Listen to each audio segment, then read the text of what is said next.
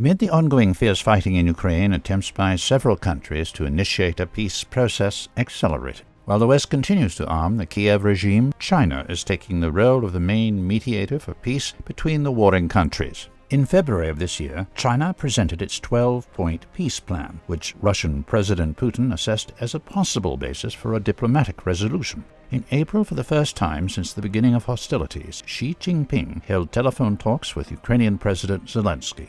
Soon, the former Chinese ambassador to Russia, Li Hui, was appointed chief commissioner for Ukraine. And in May, he launched a difficult round of negotiations with all parties to the conflict, including NATO member states. On May 17th, he held talks with the Minister of Foreign Affairs of Ukraine in Kiev. In the coming days, China's special representative will reportedly visit Russia, Poland, France, and Germany. After Kiev, he will go to Brussels. At the moment, any results are too early to be predicted, but it's obvious that Beijing has every chance to become the main mediator for peace between Kiev and Moscow sooner or later. South Africa also claims this role. Presidents of Egypt, Zambia, Congo, Senegal, and Uganda are involved in the development of the African Peace Initiative, initiated by South African President Ramaphosa. The visits of the African delegation to Moscow and Kiev are planned in early June. During the peace mission, the heads of 6 states will travel between the capitals of Russia and Ukraine.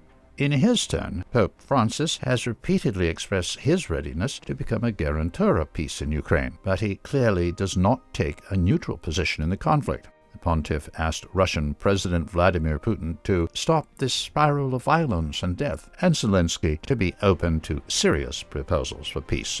In early May, Francis announced that the Vatican was taking part in work on a secret peacekeeping mission. To date, Russia has not received any proposals from the Vatican on a peaceful settlement in Ukraine.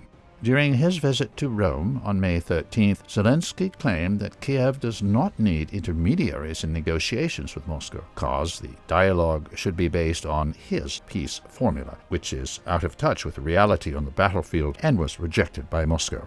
Any fruitful peace process seems to be still little foreseeable. However, the efforts of Turkey and the UN continue to support the points of contact between Moscow and Kiev. On May 17th, the grain deal was extended for 2 months. Moscow again made concessions, still hoping that the misbalance in the deal would be eliminated.